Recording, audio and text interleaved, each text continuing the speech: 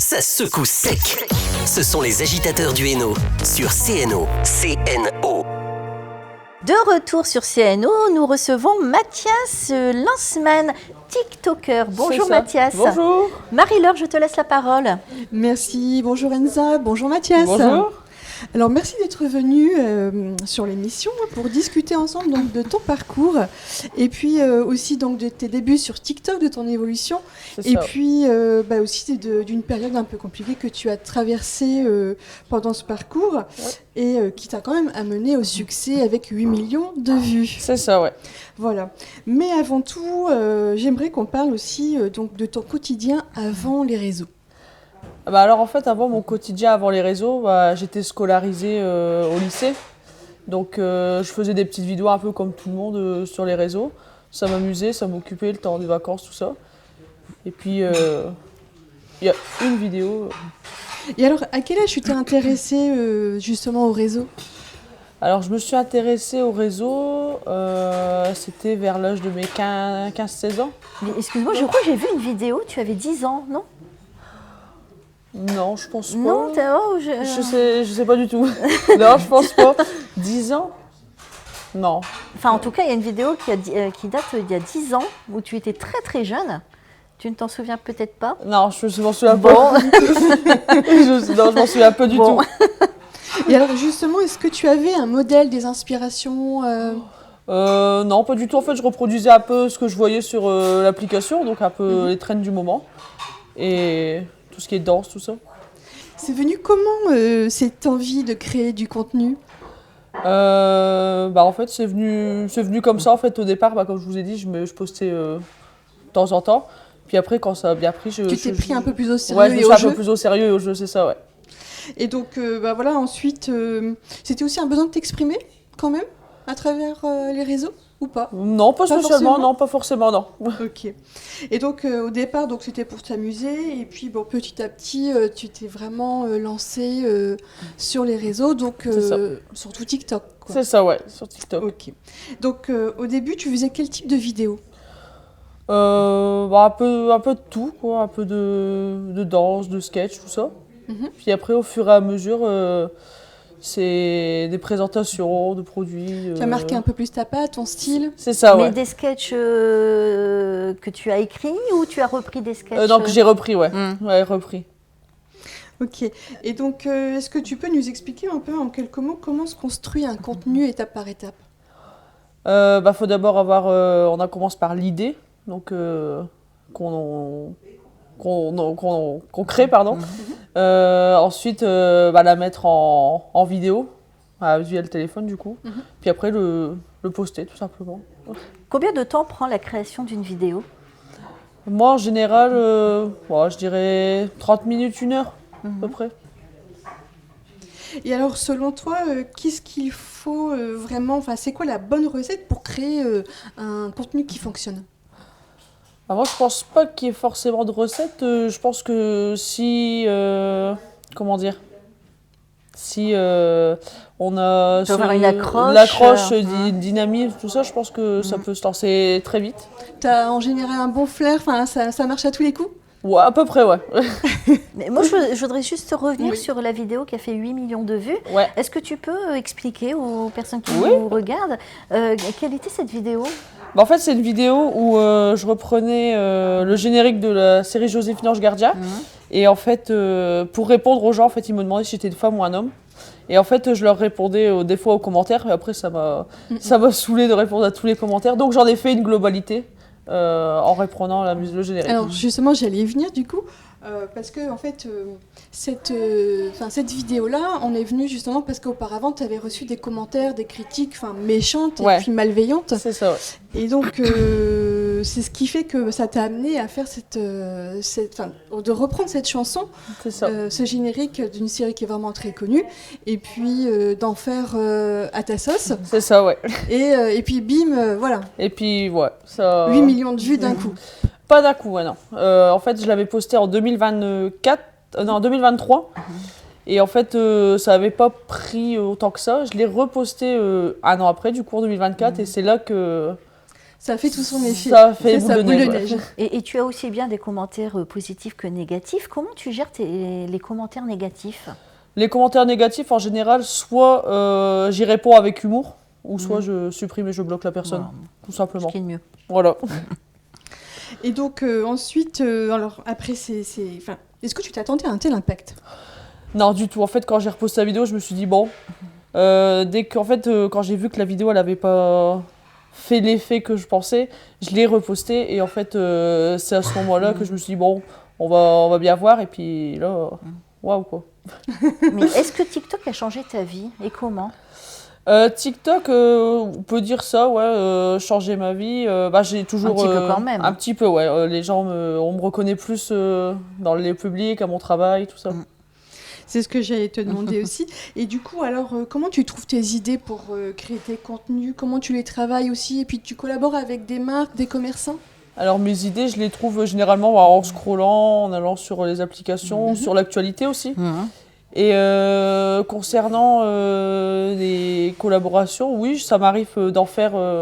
C'est très rare, mais ça m'arrive d'en faire, ouais. On va dire, en quelque sorte, tu es devenu un peu influenceur.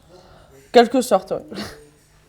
Et donc, alors, bon, est-ce que tu peux nous donner un petit peu une idée de ce que tu fais sur TikTok comme, on va dire partenariat avec certains commerces? Par exemple, reproduire une trend avec la chaîne de restaurants au bureau, pour promouvoir l'ouverture, ou tout simplement une vidéo présentation d'un restaurant asiatique.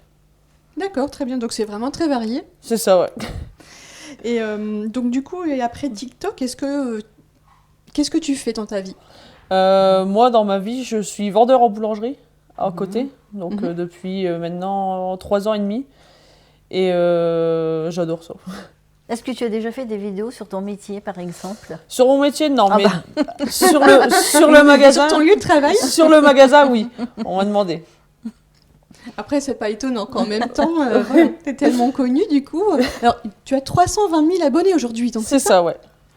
Et ça a augmenté d'un seul coup ou comment ça s'est passé? Dès qu'en fait j'ai reposté la vidéo Joséphine Ange Gardien, en fait j'étais à 140 000 abonnés et en fait en une semaine ça avait bien augmenté jusqu'aux 200 000 et après au fur et à mesure faut arriver aux 320 000. Et ça sur combien d'années? 2 ans. Ah oui, c'est rapide quand même. Est-ce que tu connais le profil de tes abonnés? Le profil, c'est-à-dire? Des jeunes, j'ai un peu de tout. Âgées, je peux avoir, ouais, j'ai de tout. J'ai du plus jeune au plus âgé. Ouais, c'est ça.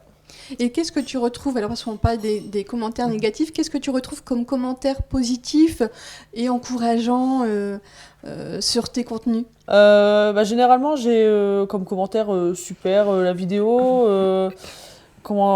Merci pour cette vidéo. Merci par exemple pour les partenariats. Merci de m'avoir fait découvrir le lieu.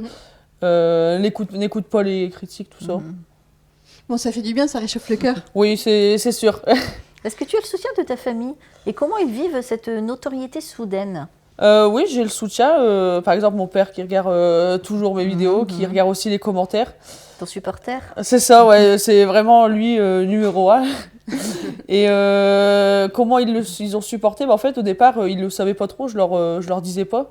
Puis en fait, au fur et à mesure, mon père a voulu installer TikTok et puis m'a découvert. Il a vu que son enfant était TikToker. Et tu postes tous les jours des vidéos? À peu près, ouais. Ça m'arrive des fois où je calme un peu. Souvent que parce que j'ai pas d'idée. Mais ça m'arrive de poster, ouais, tous les jours. Ok. Et alors, est-ce que tu as des projets un peu pour cette année, des ambitions, des idées qui commencent déjà à te stimuler pour d'autres projets vidéo? Non, pas du tout. J'ai pas de projet. En fait, c'est au jour le jour, en fait, de ce qu'on me propose. Ok, donc en général, c'est les personnes qui viennent vers toi pour te proposer de faire c'est ça, ouais. un contenu. Oui. Très bien. Et comment tu te vois dans 5 ans? Déjà toujours vendeur en boulangerie. Et niveau réseau, je saurais pas du tout vous dire. Je me projette pas tout de suite dans l'avenir.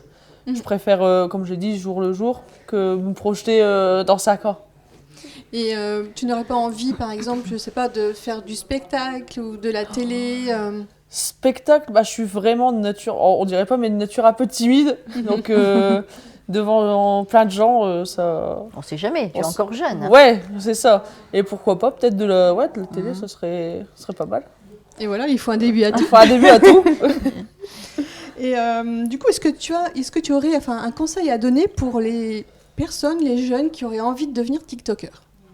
Qu'il faut se lancer, qu'il faut pas écouter les critiques. Si tu aimes faire ça, fais-le. Et on verra, tu verras ce qui advienne. Comment ça bougera. Ouais, comment ça bougera. Quoi. Et quelle est la différence entre TikTok et un autre réseau social? Pourquoi avoir choisi TikTok? Parce que TikTok, c'est la plateforme où les personnes peuvent, peuvent percer rapidement, mais très rapidement, mais aussi, comment on peut dire ça? J'ai pas le mot. Pas dépérir, mais...